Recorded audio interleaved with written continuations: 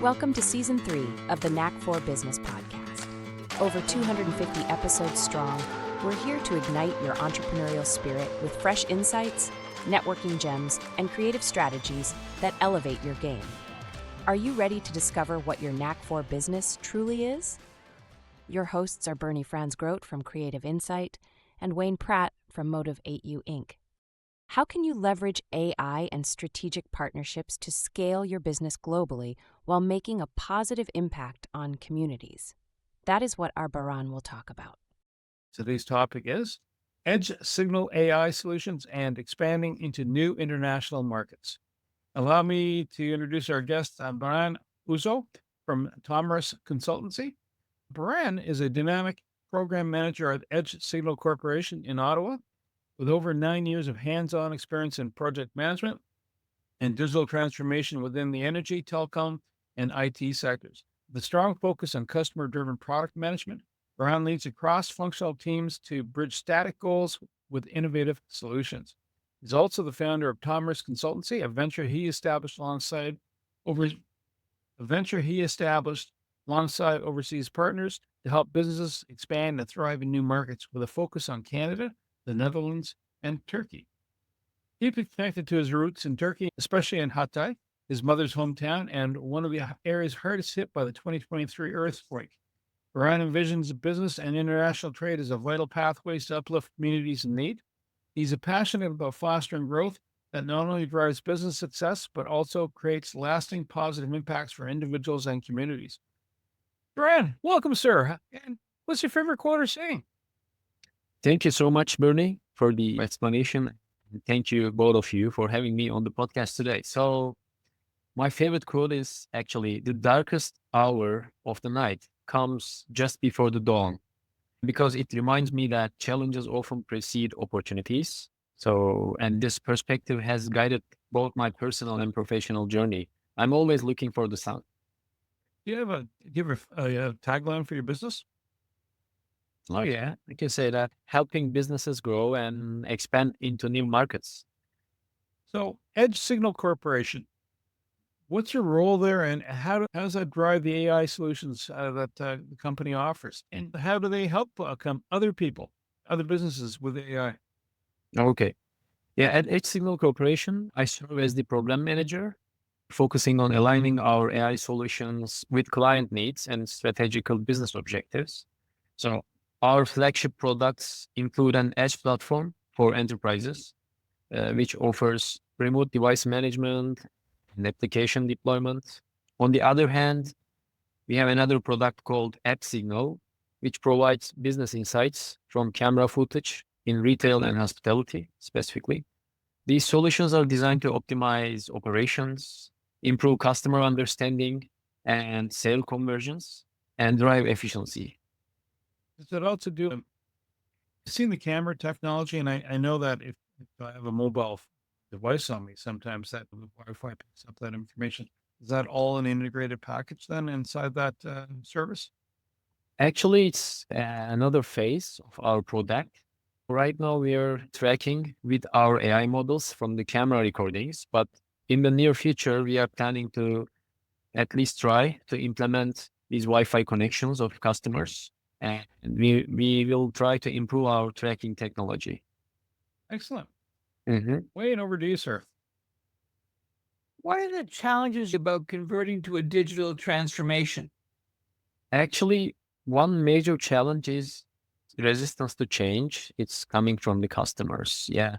Many businesses struggle with adopting new technologies due to fear of disruption and security concerns, of course.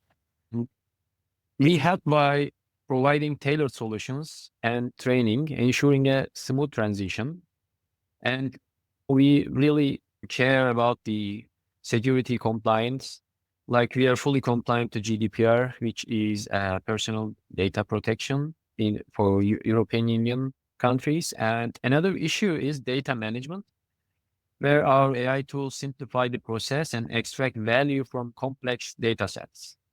You have to have a large hard drive to store all this information, or is it parse it down? Does it break it down? Yeah, actually, this is another point that all of our customers or potential customers ask us at this point, I also need to share this important point with you. At any point of these processes, AdSignal never get these private data to its own site. So no video recordings or no faces are being transferred to anywhere on our site. All the work is being done at cloud or even at the edge site on the cameras sometimes. We are just transforming the information on the cameras. Our operations are GDPR compliant, as I told you, and we are highly sensitive about this, just like our customers. Whenever we decide to add a new feature to our products, the very first question we ask ourselves would be, okay, is it going to be compliant with security and data privacy standards? So you have Edge Signal. Now you also have Tomris Consultancy. So those are two different games or two different balls in the court. So you're multipreneur, which is Exactly. so. What inspired you to focus on the markets overseas, both in Turkey and which makes sense, Canada makes sense. Netherlands, though, that's a cool one. That's a little bit of a dog to the left. What's the story behind that? Yeah, actually, I founded Tomris Consultancy to bridge the gap between businesses and new markets. And having worked in diverse environments, I realized how challenging it can be for companies to expand internationally without the right support. So Turkey, Canada, they're natural choices due to their unique market opportunities and my personal and professional connections in these regions. And about Netherlands, I have a partner who is actually located in Turkey, Ankara, and who is also a founder of another startup company in Turkey. But he is living in hybrid style, like half of the times he's in Netherlands, half of the time he's in Turkey. So last year we have decided to expand our operations in Netherlands as well, because I know so many Dutch entrepreneurs are trying to expand their businesses through the world, especially in Canada. And Netherlands itself is also a good market. Like right now, Germany and Netherlands, they're the best markets for the entrepreneurs to enter and also the potential professionals. So that's why we focus on Netherlands as well. So you have AI insights and edge signal. How Mhm. does that differ from other methods, traditional methods in enterprise IT? That's a nice question. Actually, yeah, AI is hyped nowadays, but you can still do the same things and get the same results with traditional methods. But traditional methods often rely on manual data collection and analysis, which can be time consuming and containing many errors, as you might guess. Our AI models process vast amounts of data in real time, providing deeper insights and predictive analytics, enabling businesses to make informed decisions quickly. For instance, like regional managers of a retail chain could compare service queue wait times for all of their locations, shops, and maybe hotels. Or shop owners can just track the store opening and closing times from their employee activities. Like at this point, I also need to share this security thing again. We never get these personal or spatial data on our side at any point of the process. Do you keep the quality control up then? And I appreciate what you're saying. The information never leaves the site, so it's always in the customer's care and control on the customer server. But how do you know the system's working the way it should, or is it the information in the healthcare industry when they're doing an analysis of let's say patients, they anonymize it? Is it you're getting anonymized information? Exactly what we are doing. Yeah, we are calling in metadata. Maybe you have heard before. Actually, when you just see the camera recordings, we are seeing humans' faces, but in our databases, I mean, on the cloud or on the edge, we are not saving these faces. It's a different version of them. The AI models still could understand from these models. So if a company wants to start this up, what type of I'm thinking like someone who's like a brick and mortar, a mom and pop shop. Is that who would be a customer as well as a larger enterprise where it's say it's a hardware store chain and they have three locations, not a national chain, or are you looking for the national customers? This type of work. Yeah, still it works with them, but Maybe it would be more efficient if you have more than 10 or 20 chains, because it's a new technology. It costs a price. So that's why we are mainly focusing on the enterprises right now. But maybe in the future, when technology improves itself and it becomes cheaper, it would be spread it out all the, even maybe the just the grocery stores in our neighbor. With Tomris, how do you assist companies in entering new markets? With the Tomris Consultancy, yeah, we begin by assessing market viability and identifying opportunities first. From there, we guide businesses in creating entry strategies, if it's feasible to enter this market, of course, and connecting with key stakeholders and navigating cultural and regulatory challenges. Our goal is to provide a roadmap for sustainable growth in new markets.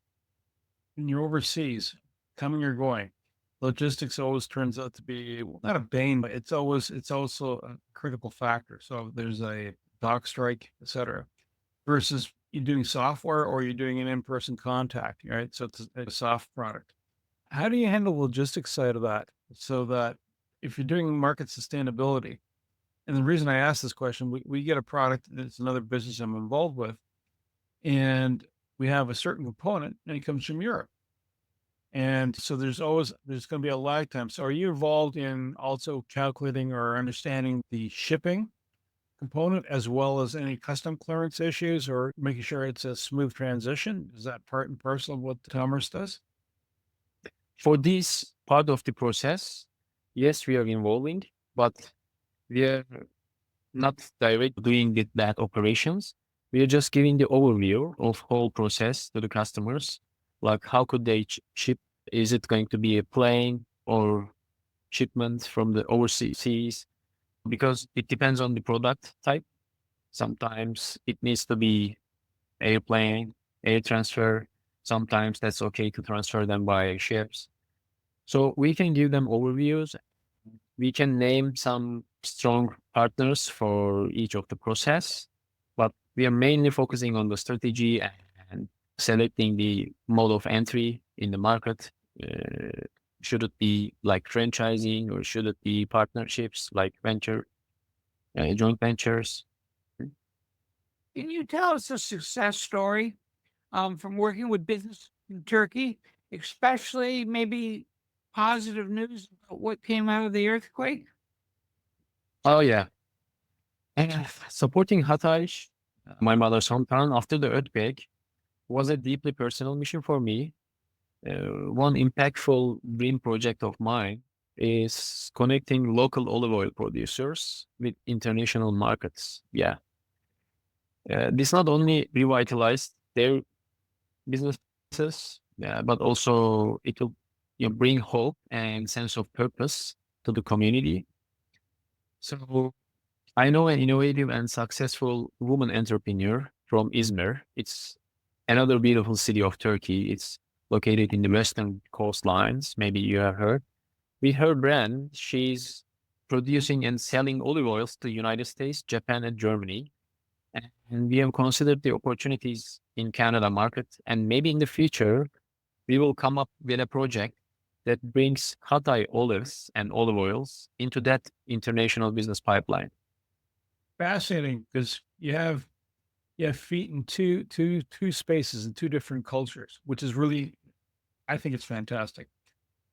Thank you. And that's something you have an understanding, two cultures, but also the economics in those spaces. How does that now? Right now, you're talking about Hatay, but Mhm. and olives and olive oil. How does that integrate? Olive oil is one element, but if someone is overseas or in the Netherlands, how do you integrate the culture and the economics? Because sometimes it's a really good idea on paper, but sometimes to get it in play, it's okay. You get to do a bit of a song dance over here, and the other side of the fence, they're not going to understand. But this is what it's either a time delay or there are other costs in there that may not be apparent to the recipient. How do you factor that in? You pointed out a really important topic. because cultural understanding is key for doing businesses in international markets.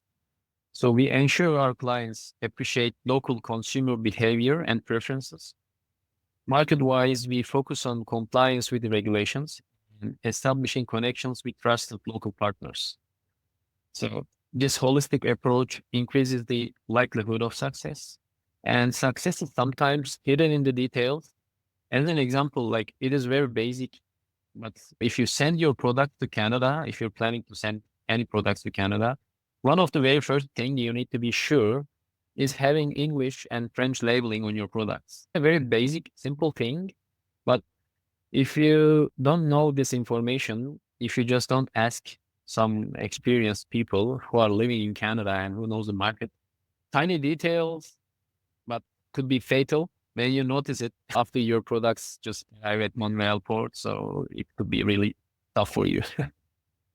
You also find that sometimes when you're shipping a product, I guess what I'm getting at is I can make something in a certain country, and the country I want to export it to goes, nah, that version of life isn't going to happen here because we decided no. Or even labeling the contents.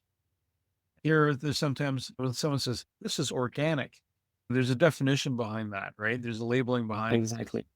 Was that something else that you helped resolve because what's happening in one place isn't as it matters, but it's not critical, or the definition is different versus here?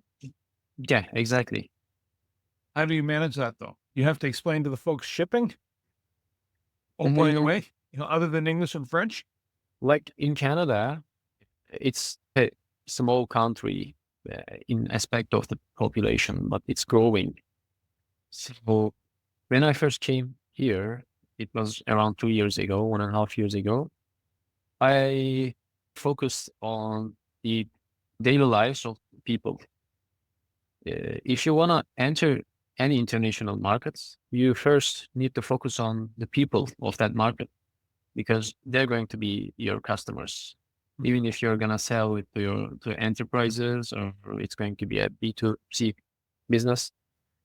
So when you just grab the culture and you just grab how people are living in that country, that places, it would make it easier to grab the business ideas. Or just like you said, sometimes we are just talking some business opportunities and we decided that, okay, that's not going to work in that country because they don't like these sweet things like in Canada. I don't know. Before I came here, I'm from Turkey and we really love desserts. We have some really delicious desserts over there. But when I came here, I saw that you love every kind of desserts, every kind of sweet things. Yeah, it could be harder to sell spicy things in this market instead of sweeter things. You need to live in this market, live in this world, and you need to grab their, daily lives. Makes sense. Mind you, I love my spicy food though. Awesome. In this household, I'm the rare one in the household though. And you have a background in energy, you have a background in IT. How has that shaped your project management style?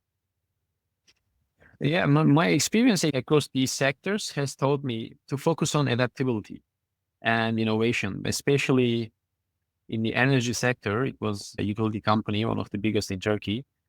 So it was really dynamic, day-to-day up and downs. Regulations are changing monthly. So you need to be in collaboration with the regulatory authorities and like the municipalities and governmental institutions. And also you need to listen to people who are your customers, exact customers. So each industry has unique challenges, but the common thread is the need for efficient process and clear communication, which are principles I apply daily. Right now, you're in Edge Signal and Tomris. And is that a partnership that's working together, or is it just are they two separate entities? Yeah, they're completely separate. Yeah. Do they pair? Do they pair Yeah. with each other though? Does Tomris provide Edge and Edge provides Tomris services, or is it just Not yet. maybe in the future. Ad Signal part is my full-time job. As you remember, I'm also teaching at Algonquin College part-time for the business students and helping them to transform their dreams into reality, sustainable life items. But on the other hand, Tomris is just my side job, and we are still trying to continue to this. And nowadays, I'm trying to transfer the operations fully from Turkey to here. I'm closing that branch in Turkey, and next year I will open up the branch here. And yeah, partnerships are the backbone of our success, but you're right. Like separately, on the Ad Signal side, collaborations with AI specialists and industry leaders drive our innovation. And nowadays, almost every big international companies tries out to dive into AI world and to provide a cutting edge technology to their current customers, as otherwise they know that they couldn't sustain in this today's world. So at this point, Edge Signal is a bright opportunity for them as a partner. We could share our knowledge and solutions in the AI part with them to provide their large customer pool some innovative solutions. And similarly, on the Tomris Consultancy, we are thriving on building connections and partnerships that facilitate smooth market entry for our clients. So they're both separate, but yeah, the partnerships are the backbone. When you're doing this arrangement, commerce, are you doing it into Canada or going from Canada? Would you work for the company here in Canada, let's say that wants to go to Turkey or wants to go to the Netherlands too? Yeah, exactly. It works all the directions. Yeah, you can think about this, yeah, two-way. Project management. What skills are essential? Certainly, what skills might even be different when you're leading teams across borders? Actually, I can give some examples from S-Signal because right now we are currently working as an international team. We have some people who live in Turkey and some other software developers here live in Ottawa. So the thing is, you need to arrange especially a well-structured collaboration and communication map. I call it map because before you start to this journey, you need to be sure about that. Everybody is gonna communicate each other in a well-designed structure, and we are using some digital tools as every company does. So also another thing about having international multicultural teams is sometimes we are having sessions to just share our cultural differences with each other. We have some specific sessions for that. We shared our cultural differences, some good news from our own countries, and new technological developments in different worlds. Are you finding that there's a trend, a shifting trend as to, let's say, we'll talk about the stuff coming to Canada, right? Mm. Are you finding there's a trend or a demand for things that you're seeing that someone in Turkey might not, or in the Netherlands might not know about yet? You're going, hey, I know about you, and I see an opportunity here because there's a problem you can solve, or there's a market for something. Maybe it could be spicy food. Yeah. I'm taking my note about it. Do you see a trend? Do you see trends happening like that? Is that coming? Exactly. Yeah. I know today the politics is not today's one of the topics, but I think it's kind of a major reason for the people who are living at the other side of the Atlantic. We are here in Canada, very far away from them. And because of the time differences, all the other things, sometimes it's really hard to track this market from there. So it's a really nice thing to have partners like you and I here for them to track the market and tell them what opportunities Canada is containing. You're right. There is so many opportunities in this country, but when you're living in a country with a time difference of 8 hours or 10 hours, it's really hard to connect with the market and the customers directly. Yeah, I'm seeing some opportunities in both ways because I also think that Canada contains so much potential in terms of human capital, but it just needs to push this capital potential hardly, maybe harder than now. Canadian companies can solve some problems in Europe or in other markets in the Middle Eastern. I don't know. Yeah.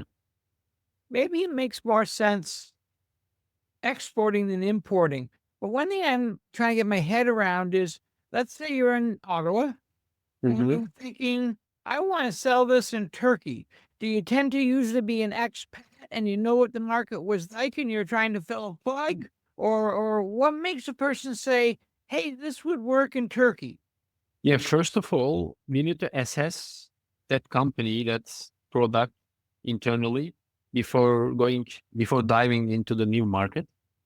First of all, we need to assess the strengths, weaknesses, and all the opportunities here. Because when you want to just expand in the international markets, the very first question you need to ask yourself is, am I capable of doing this? Right now, am I successful in my current market? So if you're not successful enough in your current market, so it could be dangerous for you to expand international markets. Exactly. Yeah. So this is going to be first question and first, let's say, assessment to get done.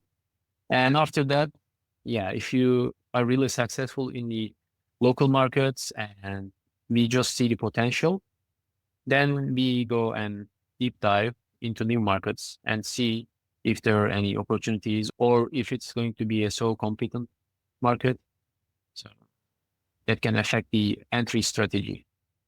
It just sounds like there's a bit of flexibility that has to happen. You want to do a taste test. I could see that happening. So you want to bring your product over, you see if there's market acceptance to the service or product. But you have to stay flexible because even if you're a business in Canada or in the US, sometimes the best laid plans of my cement, they aren't going where you want them to go. And next thing you know, like, why am I on this road at this point in time? How do you keep the person who's doing the exporting to here, or if it's or the person who's exporting from Canada? How do you keep them on track? Going, okay, listen, great product. There's a market. You have market penetration, but you now have to tweak it. Like, how do you come around that conversation? Is it something you're going? The numbers show this. You forecast it. You get a sense of that. Is it someone on the other end that goes, "Hey, I think we should do this. We're missing something." Even if it's not a pushback, there's an opportunity that you're missing. How do you sort that through, and how do you work that through to your customer? Yeah, that's a nice question. Actually, when you just tell this, it's it sounds like an easy work, but actually it needs a hard work behind the scene. Before we are talking with customers on these issues or topics, we are having a deep research on the back end. Like we are looking for the customer preferences surveys, some companies, Nielsen or Reuters. We are going into market analysis reports, and we also talk with the other companies that they're doing the same operations here in the target markets. So we are trying to get that essence of that operations. And when we just feel that it's ready to share with customers, and that could be backed by some data, some results, some real results.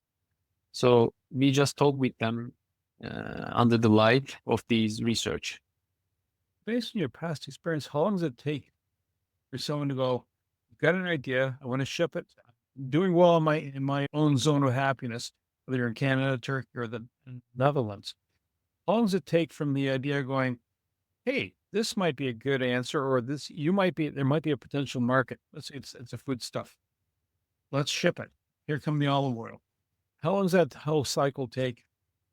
It could change by product, but if it's going to be a service, it will be probably longer to process because exporting service is harder and more complex than the products. But let's say for the products, if there is no regulatory obstacles, if there is no so higher import tariffs in that target market, so it could be just like a 1 month to at least to assess all the things and say that, yes, there's going to be a potential, or no, we should just change our ideas. Maybe we could go with this B product or C product. Yeah, it's easy to say that. And especially for the products like olive oil, nowadays, with the help of e-commerce, it's really easy to make POCs, product of concept. You can just grab a little portion of that product in the target country, and you can just try to sell them and see the market potential. Because sometimes you try out, like you think that it's going to work out perfectly, but when you just try to sell out, that you can just sell one bottle of that product for 3 months. You need to consider it again. One of the reasons you want to export is so that you had growth. What are the must-haves for an entrepreneur to have sustainable growth? Yeah, adaptability and resiliency is essential in navigating market fluctuations and cultural differences. So we foster this by encouraging open-mindedness and continuous learning and flexible planning. That's I just told, yeah, at the beginning, you could think about that it's going to be a perfect hit for that new market. But after the trials, after the trial period, there could be some situations happening, or maybe government just put another extra import tariffs. That could happen. So you need to be flexible and you need to be adaptable to any market fluctuations in terms of political changes or some economical fluctuations. Talking about connecting with people, and networking must be one of the key critical tools for your line of work. In other words, we'll go back to the olive oil example. I want to import some olive oil, or I want to export it, and the other person wants it imported in. Do you find yourself setting up from a network perspective? Are you setting up where the clients sit, or are you looking for brokers? Who do you network with to make that next step happen? Right? Do you focus on a certain industry? Yeah, networking is about building meaningful relationships. In the digital transformation space, it helps us stay ahead of trends, identify opportunities, and form partnerships that drive success. There's a saying I love in Turkish, which translates to one hand has no sound, but two hands together make noise. So if you're talking about Canada and olive oil, for example, because I know this market a little bit, here is the saturated market we have for the olive oils. There are really big players in this market who are they call themselves importers or distributors. And they're just getting different brands or different type of olive oils from many countries like Spain, Tunisia, Turkey, Italy, Greece. So maybe for entering Canada, that could be a good idea to construct partnerships with these big players. And you can just tell the story of your product, and it would be easier to enter this market. Sometimes you need to consider if it's saturated market and very competent, you need to have a strong partners. Think about China. I know that nowadays they are still having that government regulation. If you're a foreign company and would like to enter China market, you need to have a Chinese partner, and you need to create a new joint venture, which also gives the Chinese partner the 51% of the companies. It depends on the target market. So you're helping people import, you're helping people export. What is next for you with Edge Signal and Tomris Consulting in the next 2 to 5 years? Yeah. Yeah, my primary focus right now is on Edge Signal, where we are focusing on expanding our AI capabilities and capturing more customers around the world. So as for Tomris Consultancy, it remains an active but selective venture given my current commitments. The goal is to strengthen ties between Turkey, Canada, and Netherlands in 2 to 5 years, and helping businesses connect and expand. While our availability is limited, we carefully evaluate project scopes and provide tailored roadmaps for meaningful collaborations. And focus might change after 2 to 3 years to Tomris. It depends on our success story on the Edge Signal part. We are having dreams also over there. Yeah, right now, Edge Signal, Tomris. On the other side, I'm also helping the young people to transform their dreams into reality.